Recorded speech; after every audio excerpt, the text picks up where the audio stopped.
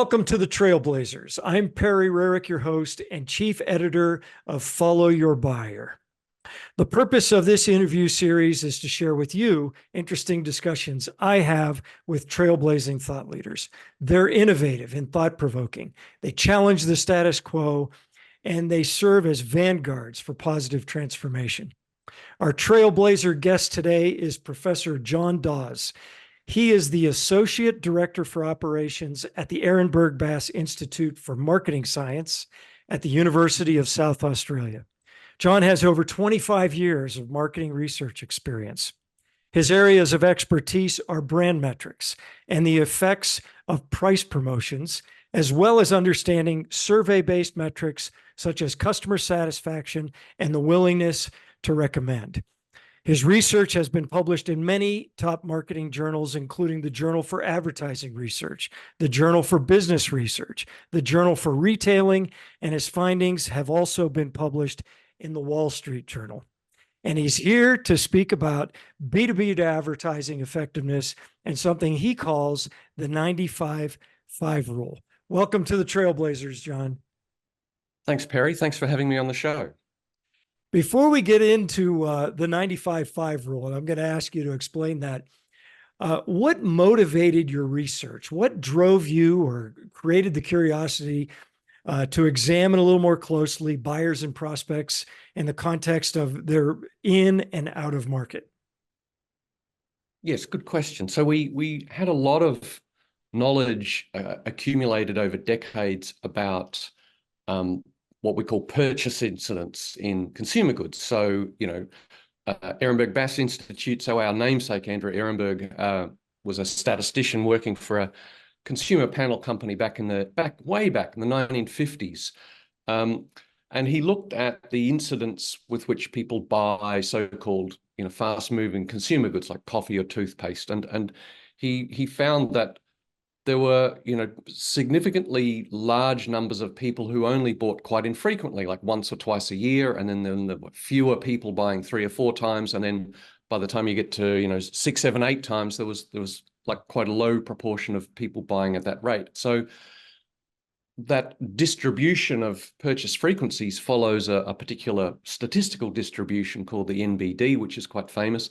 But we wanted to bring that to life a little bit more in B2B. So there's all this knowledge from, analysis done with consumer panels in the UK and the US and so on.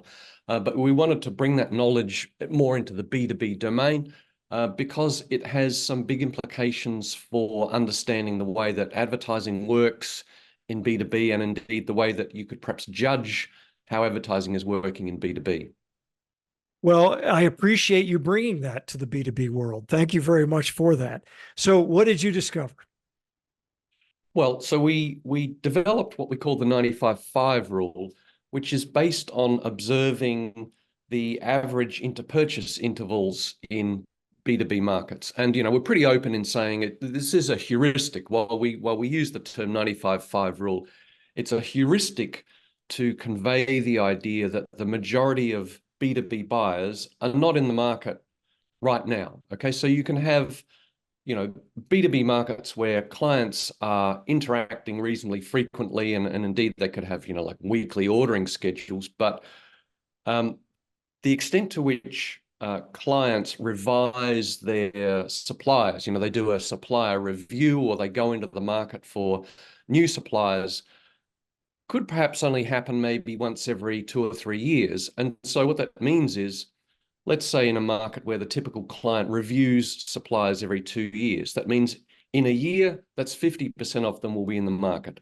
And in a quarter, that's, about 12%. And so in a month, it's like 4 or 5%. So in any period of time, the majority of buyers are actually actively in market now. And marketers can work out that calculus for their own specific market with simple surveys, just asking along that line, like on average, how frequently do you review suppliers? Or, in the last 12 months, how many times have you gone into market looking for new suppliers or revising your supplier list? So typically marketers who are on their game are going to do a size of market, Okay, and math is not one of my strengths, but I'm going to process this a little bit, the calculus. So they do a size of market at any given point. A vast majority of them are out of market. Yes. Okay, so only a small portion of them are in market. Yet, in my opinion, B2B marketers tend to focus all of their energy on a ready to buy prospect, somebody who's in that five. It doesn't seem like an effective and efficient use of resources. But correct me if I'm wrong. Yes, yes. So what this tells us is the way that advertising really works in B2B is actually it's not so much persuading people to buy or getting them to purchase immediately, because most of them simply aren't ready. So perhaps a way or a better way to think about advertising for B2B is it's to build what we call memory structures, recognizing people aren't in the market now, but building a memory structure, which means they'll link your brand in their mind when they eventually do come into the market. So it's like paving the way for next year's buyers or next year's cash flow.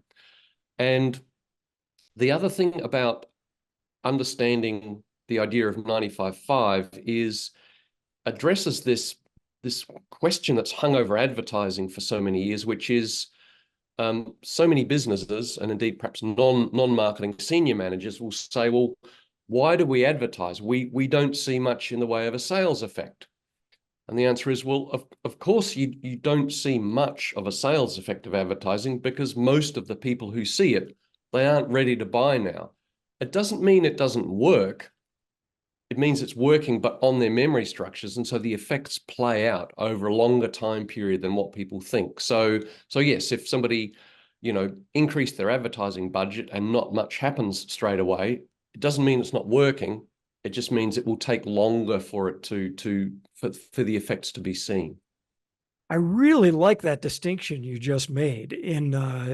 That's a keeper in terms of just because your advertising isn't delivering sales, it doesn't mean the advertising's bad. It means that most people at the advertisers reach, they're just not ready to buy.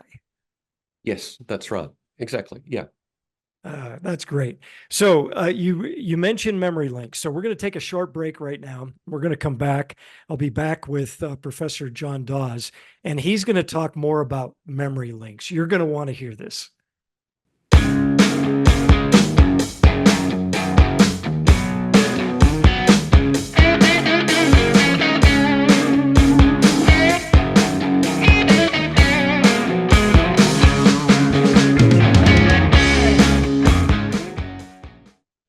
Welcome back. I'm with Professor John Dawes of the Ehrenberg-Bass Institute of Marketing Science.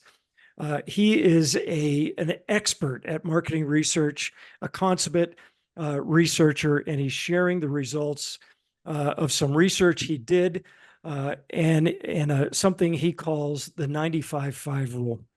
So, John, something you mentioned, something you speak about, and you had mentioned it in the previous question I asked you, is building memory links. Can you explain what that is and why it's important? Yes. So an easy way to understand the concept of what we call mental availability is to start off with the simpler concept of brand awareness. So we all understand what brand awareness, which is the extent to which people can link the brand to the category cue. So people, you might be asked in a survey, name some brands of, fast food, or name some brands of car tires, or so on. But many marketers have moved on from the rather kind of simplistic concept of brand awareness, because there are lots of buying situations where it's not as simple as people just thinking about the name of the category and then evoking some brands. So it could be a particular cue or a situation or a need state. So for example, we need a quote quickly, or we need an international supplier, or we need a supplier who has a local market presence, right? So there can be multiple cues or situations that will bring buyers into the market. And so the ideal situation is that your brand, when somebody has a mental cue like that, your brand comes to their mind. And of course, those cues can be different for different buyers, and they can be different for the same buyer in a different time period. So the idea of mental availability is that your brand is linked to more buying cues in more people's minds. And so, yeah, your brand will come to mind more often in more buying situations. Something you had mentioned earlier that you had described, B2B buyers, prospects getting together. And when they realize they have a need, they rely on their memory. They don't Right. go to their computers and start researching, right? Yes, yes. So yes, memory plays an important role in B2B buying, just as it does in consumer buying. And the part of the reason that we know that is because B2B buyers typically have what we call fairly small consideration sets. You know, they typically will think about and evaluate a small number of suppliers, like 2 or 3. So, you know, you can have a market where there are 25 potential suppliers jostling for business, but the typical B2B client, when they do come into the market, they'll actively consider maybe 2 or 3. Now, what that means is that if you're a marketer and you're thinking, why is it that I'm missing out on sales? Is it because, you know, the buyers are evaluating me and saying, you know, no, not quite good enough? Or is it because, well, we're simply not getting thought of or not getting on the short list to begin with? And the answer is it's way more the latter. You know, that is your problem. You're not just getting into people's minds enough, which then tells us, well, you need to spend money on things like advertising to build your mental availability to come into people's minds and get on those short lists. And I think you described B2B buyers. They're not looking to lengthen the amount of time it takes to find a solution provider, right? They want it to be efficient.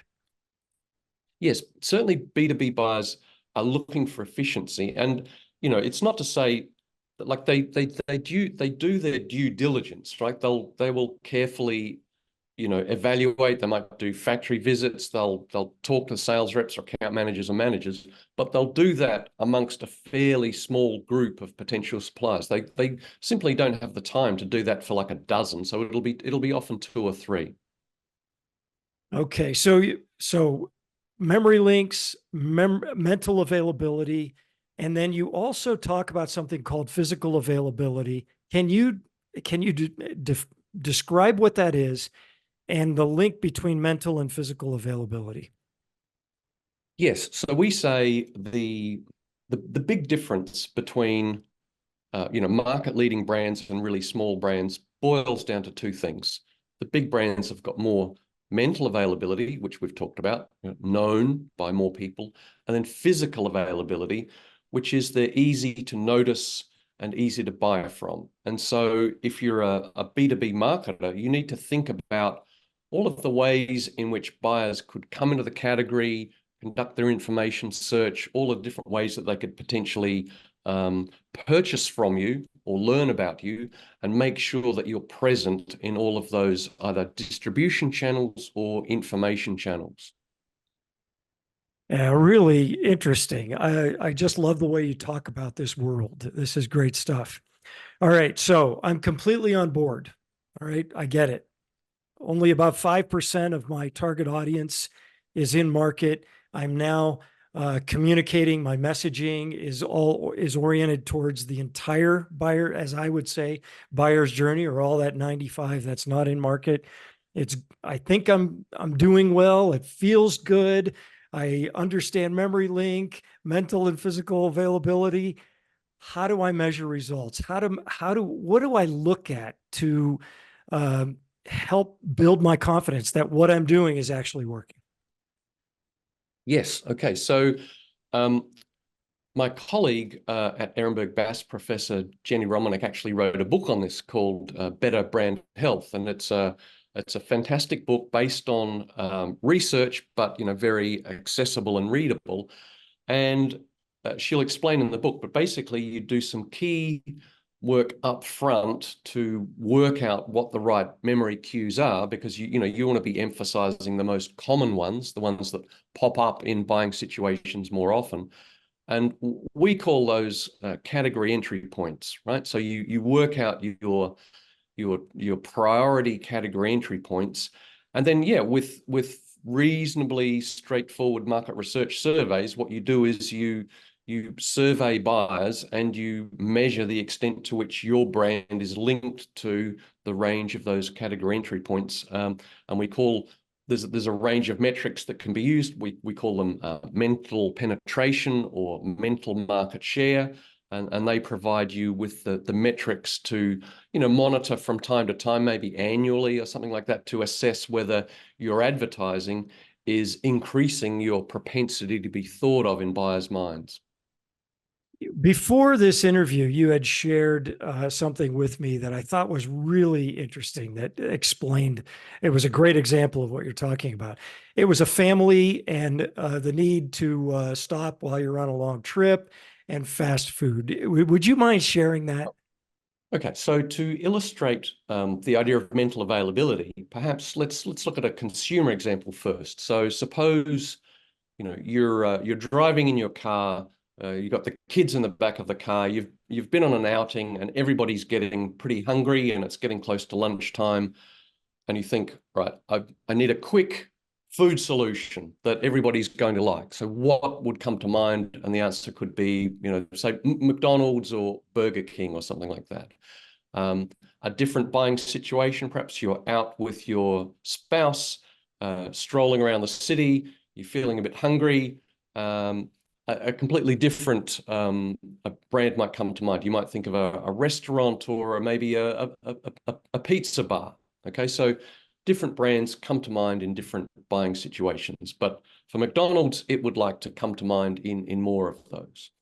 In a B2B context, for example, a potential client in the financial services market, it might have a need for trade financing. So which commercial banks would come to mind for that particular need, as opposed to, for instance, a client that has global operations, so it needs a financial services provider that has a presence in every continent. So which banks or financial services providers would come to mind in that situation? So the more of those cues or buying situations that the brand is linked to, the greater its mental availability, and across more buyers for which it comes to mind for, likewise, its mental availability is greater. I'm convinced. Okay, so that really is interesting.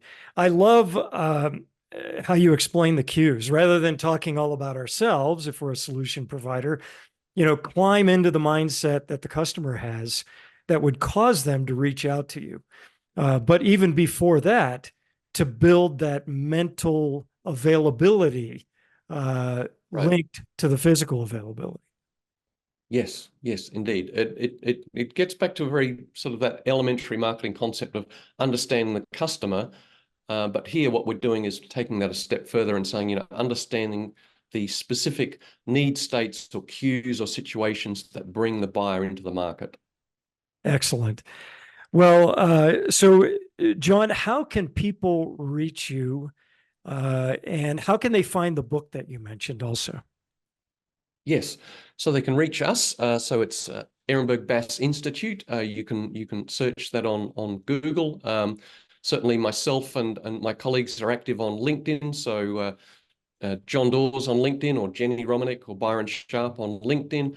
And likewise, Jenny's book, Better Brand Health, is available through physical and online bookstores. And perhaps I might also take the opportunity to give one of our other big books called How Brands Grow by Byron Sharp and colleagues. That's certainly a good primer to understand the concepts that we've been talking about today. Well, thank you very much, John. This has been an excellent discussion. I really love how you approach all of these problems related to B2B marketing. This is just really great stuff. I've been talking to John Dawes, Professor John Dawes from the Ehrenberg-Bass Institute of Marketing Sciences. Many thanks for you joining us today, John. My pleasure, Perry. Thank you. Hope to see you all next time on the Trailblazers.